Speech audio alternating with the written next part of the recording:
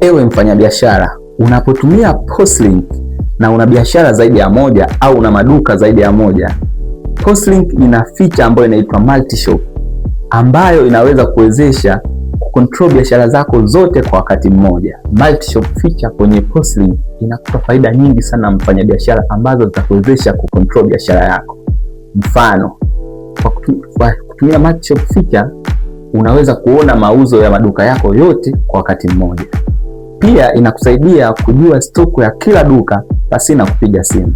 Vilevile unaweza kuzuia na kudhibiti wizi kwa wafanyakazi. Ripoti za biashara zako zinakuwa sahihi na hazipotei. Bila kusahau, multi-shop feature inakupunguzia gharama za uendeshaji na muda. Mfano, instead ya mfanyabiashara kuanza kuzunguka kila duka unafunga mahesabu na kufuatilia stock, feature hii inakurahisishia kuweza kufanya hivyo vyote hata ukiwa nyumbani.